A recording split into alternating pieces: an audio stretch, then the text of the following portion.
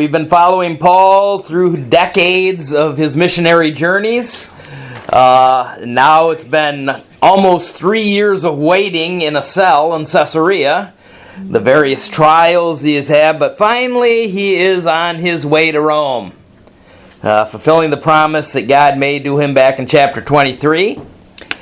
But he's still going to face a lot of trials before he gets there.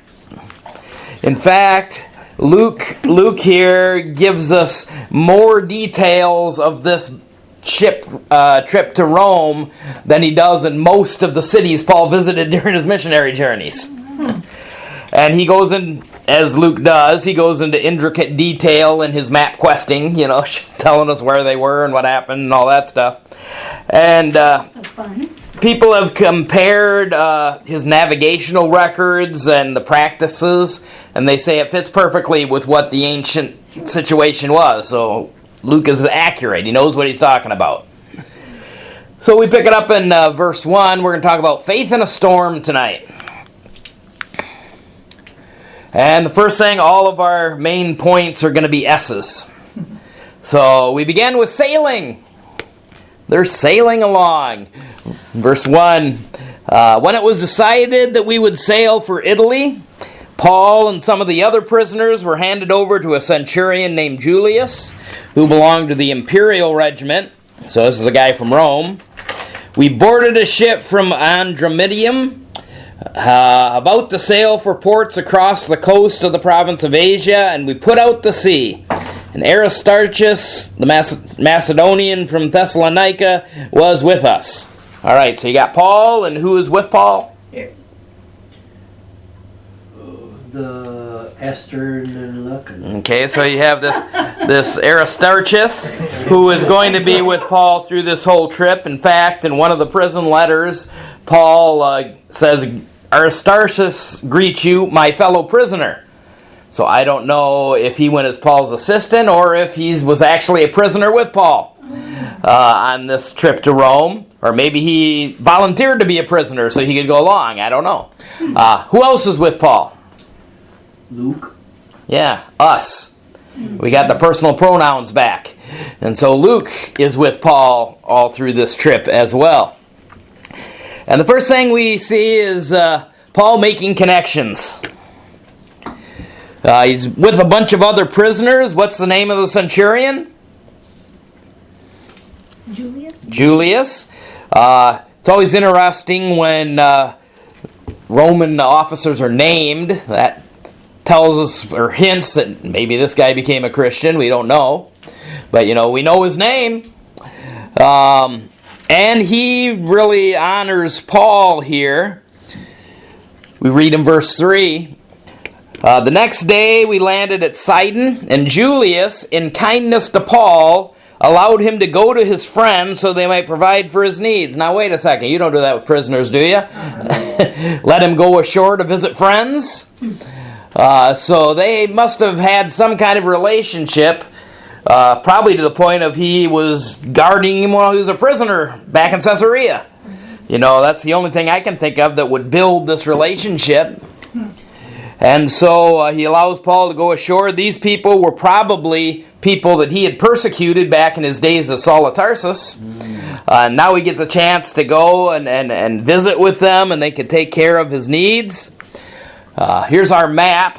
It says they were at Sidon. So you see Sidon is that first stop there. It's only about 70 miles north of where they started. It's only about a day by boat. So they're only one day into their trip. And so verse 4 tells us, from there we put out to sea again and passed to the lee of Cyprus. So you see Cyprus is that island right there. So they cut in between there. And because the winds were against us, usually you'd hop from port to port along the border of Asia there. But they're not going to be able to do that because they're going to have bad winds the whole time. It says, when we had sailed across the open sea off the coast of Cilicia and Pamphylia, so you see it's not listed here, but it's right there by Myra. Paul landed there on his first missionary journey. But we landed at Myra in Lycia. There the centurion found an Alexandrian ship sailing for Italy and put us on board. Said, we made slow headway for many days and had difficulty arriving at Cnidus. So we see that right up there around the corner of Asia. And, the original plan was probably to hop and then hit some of the ports there in Europe, because that's the closest way to get to Rome. But the wind did not allow us to hold our course. And we sailed to the lee of Crete, so they had to go down to the little island there. The winds were blowing the wrong direction. So they end up having to go underneath Crete to keep away from the winds as much as they could. Verse 8, we moved along the coast with difficulty and came to a place called Fair Havens, near the town of Lasea. So they've transferred to a bigger boat. This is an Alexandrian boat, which was probably a grain ship. Egypt was the chief supplier of Roman grain. Without it, the entire population of Rome would starve to death. In fact, history records show that Egypt sent Rome about 150,000 tons of grain a year. So that's what fed the city of Rome. And so this is probably mainly a wheat ship, but he puts his prisoners on there with him. And they arrive here at Fair Havens. And Paul would have liked to stay. After these connections, we see Paul giving warning. Verse 9, Luke writes, much time had been lost, so they're way behind schedule, with all the wind blowing them different places. And sailing had already become dangerous because it is now after the Day of Atonement. So the Mediterranean Sea had certain dates. I got them here. From September 4th to November 11th, the weather started getting hazardous. People still tried to sail, but, it was a little more treacherous. But this is a grain ship, and Rome needs its food, so they were willing to risk it. But from November 12th to about March 10th, it was almost impossible. Shipping was non-existent. The winter winds were just too much, and ships often crashed during this time. In fact, the Roman historian Tacitus recorded that in AD 62, just a couple years after Paul, so this is 60 right now, the 300 corn ships sank during the storm in a Roman port. So it's treacherous. Archaeologists have found over 600 wrecks off the shore of Europe. And so this was a dangerous time. Paul mentions that, it was after the Day of Atonement. Well, the Day of Atonement is in November. And so they're already almost to the don't travel date. Yeah. Verse 9, Paul warned them, men, I can see that our voyage is going to be disastrous and bring great loss to ship and cargo and to our lives also. All right, why would Paul know this? Because he was he traveled a lot by ships. Yeah. In fact, you were talking earlier in 2 Corinthians 11:25, it tells us that Paul had already been in 3 shipwrecks. And even spent a night floating around in the water. And so he knows what he's talking about. We don't know about any of those other shipwrecks, but it happened before this one. Because 2 Corinthians was written before he went to Jerusalem. And so they should listen to Paul. He didn't want to be shipwrecked again. He knows what he's talking about. He gives them this warning. But what do they decide to do? go on anyway. Yeah. Rome needs its grain. So the centurion, instead of listening to what Paul said, followed the advice of the pilot and the owner of the ship. Actually, Rome gave bonuses to the grain ships if you got there in good time. And so he probably wants his money. Oh, yeah. And since the harbor was unsuitable to winter in, the majority decided that we should sail on, hoping to reach Phoenix and maybe winter there. And so if we look at our map again, they're there at Fair Havens. Phoenix is around the corner there. Mm-hmm. And so they're hoping, I don't know if Fair Havens was too small, they thought, didn't have the entertainment they wanted for the winter. I don't know. But Phoenix was obviously a larger port, so they said, we're going to try and make it there. Wow. It didn't work out. Verse 13, when a gentle south wind began to blow, they saw their opportunity. Hey, this weather's cooperating with us. So they weighed anchor and sailed along the shore of Crete. They thought, hey, it's working out. We can make it. It's only about 40 miles down the coast to this larger port. And so they set out. And then disaster strikes. We go from sailing to storm. Verse 14, before very long, a wind of hurricane force called a nor'easter swept down from the island. Crete has a lot of mountains on it, so the wind's running down the mountains, building up force. The ship was caught by the storm and could not head into the wind, so we gave way to it and were driven along. So they just take down the sail and let the storm take it where they want to, wherever it wants to take them. This word in Greek for hurricane is where we get our word typhoon. It's from this Greek word. Verse 16 says, as we passed to the lee of a small island called Cauda, so that's south of where they wanted to go, about 25 miles south of Crete, we were hardly able to make the lifeboat secure. Usually you would drag your lifeboat along on the side of your boat. But with the storm, it's probably filling with water. They don't want to lose it, so they hoist it on board, verse 17 says. And they passed ropes under the ship itself to hold it together, so they're trying to make it as secure as they can so it doesn't break apart. And because they were afraid, they would run aground on the sandbars of Syrtis. They lowered the sea anchor and let the ship be driven along. It doesn't sound like they're in any control at all, are they? Nope. Here's our map again. It talks about Syrtis. It's about 400 miles south of that little island they're at, over there on one of the shorelines of Africa. It contained a lot of shallow areas, sandbars, things that would wreck your ship easily. They didn't want to go that south. And so they're trying everything they can to keep themselves from getting wrecked in this storm. So are you saying they put the anchor down? Yeah, they did, kind of to drag it so they wouldn't, go the wrong direction. Oh, that was so scary. That would be scary. And so we have here a bunch of hopeless sailors. They do everything they can. They're desperate to survive this violent storm. Surely it's going to blow over quickly, right? It's not going to last for long. And then we can get back on course. Verse 18 tells us, we took such a violent battering from the storm that the next day they began to throw the cargo overboard. Now, they're desperate if they're throwing away the stuff that they're going to make a living on when they reach port. So on the third day, so the storm's still blowing after 3 days, they threw the ship's tackle overboard with their own hands. So now they can't control anything. They've thrown all their equipment overboard.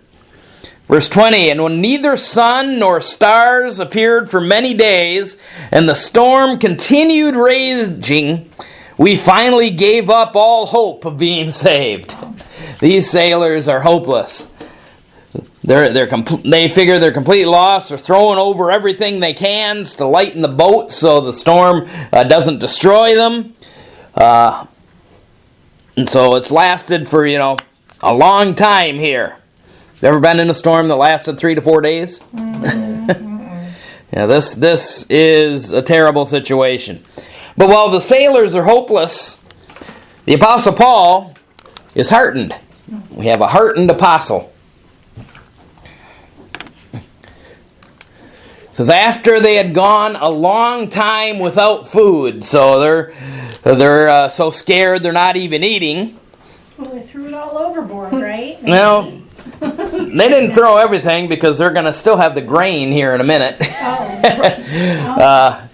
That would be the last resort to throw the grain overboard because Rome's going to get you if they don't get their food. So what cargo do you think they threw over there? It doesn't tell us, but like I said, this is a huge ship. Okay. Hold a couple hundred people easily. Oh, okay. In fact, Paul tells us there was, 236 people on the boat? Oh, okay. So it would have plenty of room for cargo and everything else. But they threw over everything they could. But Paul stands up. I don't know, maybe if I was in a storm that long, I might be seasick too. Haven't you?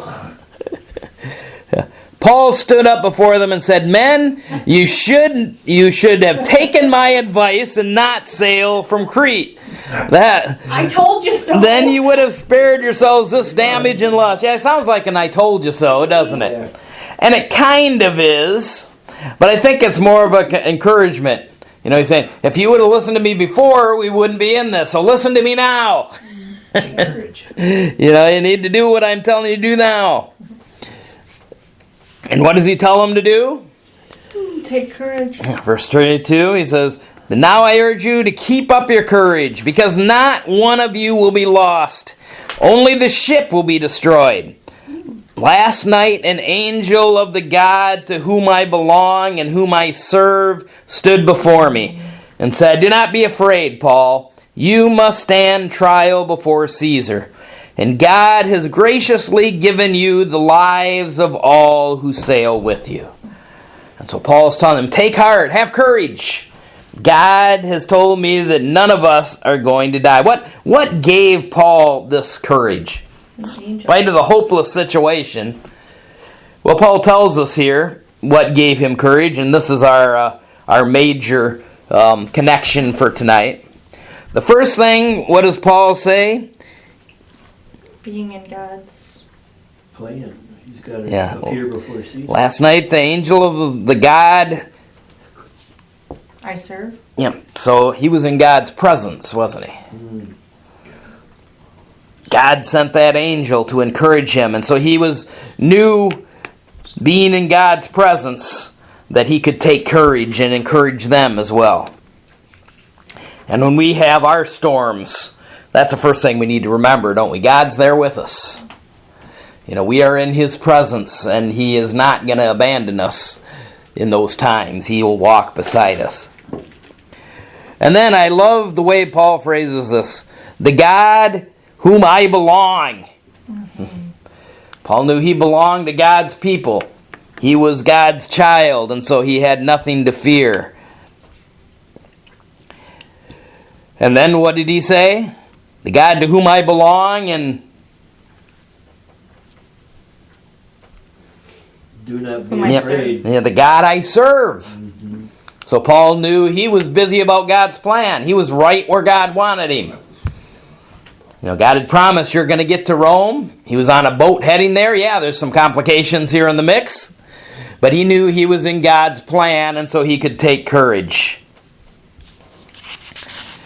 Then the fourth one we read in verse 25 here says, "So keep up your courage," Paul said, "for I have faith in God that it will happen just as he told me. Nevertheless, we must run aground on some island." Yeah, so the fourth one is he was believing in God's promise. God said, you're going to witness before Caesar, so I know I'm going to get there. And he promised, you're going to get there with me. And so he believed God's promise. When things look darkest, remember the promises of God. Now, interesting thought here. Paul was promised he was going to get to Rome, right? Was he promised it was going to be an easy trip? No. Now, he didn't have a timetable of when he was going to get to Rome. He just knew he wasn't going to die in this storm, but he wasn't promised that the road was going to be easy. Same thing for us in our storms, isn't it? God's promised to be with us, but he never promised that it's going to be easy all the time. Far from it. Yeah. But he walks with us through those storms. So we've had sailing. They were happy for a while. Then we had this storm. And now we get a shipwreck.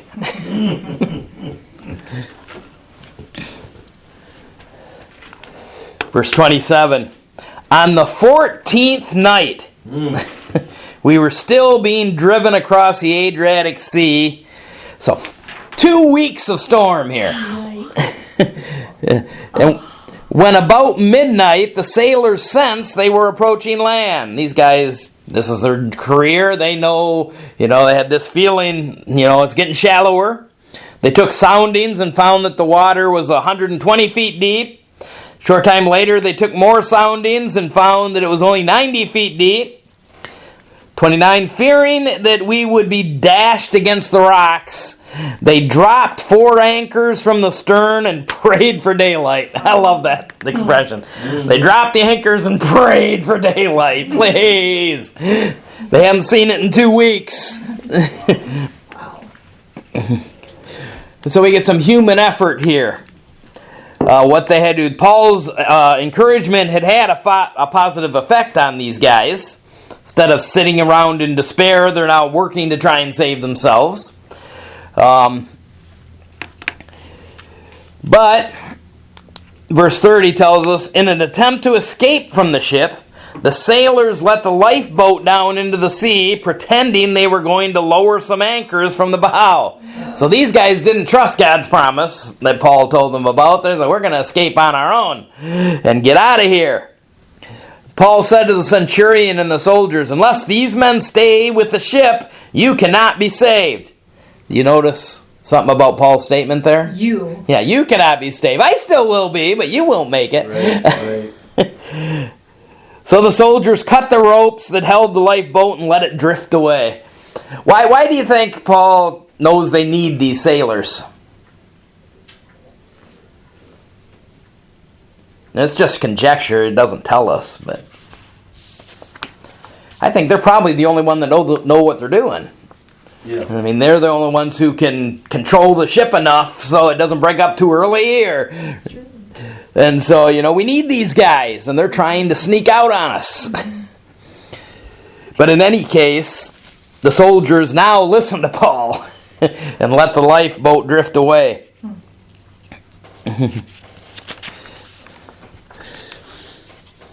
And now we get some godly encouragement. They know they're probably going to run aground. Paul's already told them they're going to lose the boat. And in verse 33, just before dawn, Paul urged them all to eat. Sorry. For the last 14 days, he said, you have been in constant suspense and have gone without food. You haven't eaten anything. Now I urge you to take some food. You need it to survive. Not one of you will lose a single hair from your head. And so Paul's encouraged them, get some food. You got to get some strength. Get some energy here so you can swim to shore, whatever you need to do. You need to eat. Verse 35, after he said this, he took some bread. He gave thanks to God in front of them all, broke it, and began to eat. And they were all encouraged and ate some food themselves. Altogether, there were 276 of us on board. That's a lot of people. And when they had eaten as much as they wanted, they lightened the ship by throwing the grain into the sea. The last thing they had on the boat, that they were trying to get to Rome to feed the people, they finally tossed that over as well, in an effort to lighten the boat enough so maybe they can hit those sandbars a little higher. And it'll just wedge in there instead of getting wrecked. But Paul here again encourages these guys with God's promise. I trust God, so eat so you'll be ready for whatever comes next. And I love how Paul is so unashamed. In front of all of them, he thanks God and breaks that bread and then eats. Another way to witness. He wasn't sharing the gospel at this point particularly, but he was. He was showing them his trust in God and encouraging them to trust God as well. And then we see here a divine escape. The escape comes in 2 parts here. Verse 39 says, when daylight came, they did not recognize the land, but they saw a bay with a sandy beach, where they decided to run the ship aground if they could. So cutting loose the anchors, they left them in the sea and at the same time untied the ropes that held the rudders.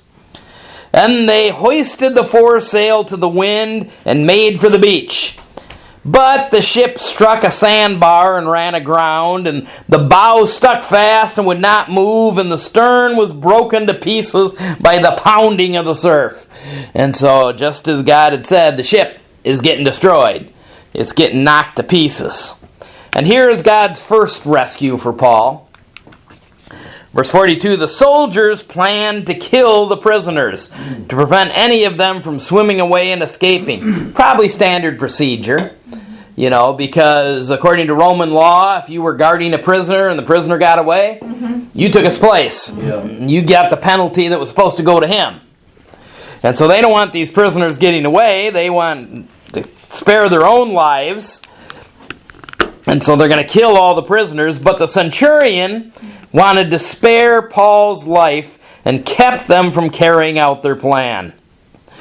He ordered those who could swim to jump overboard first and get to land, and the rest were to get there on planks or on other pieces of the ship. And in this way, everyone reached land safely. So God rescued Paul through this Roman centurion and his relationship that had been built to stop Paul from being killed with the other prisoners. And then God rescued them again as they could all swim or float to shore on this place that they don't know where they are yet. They're going to find out next week.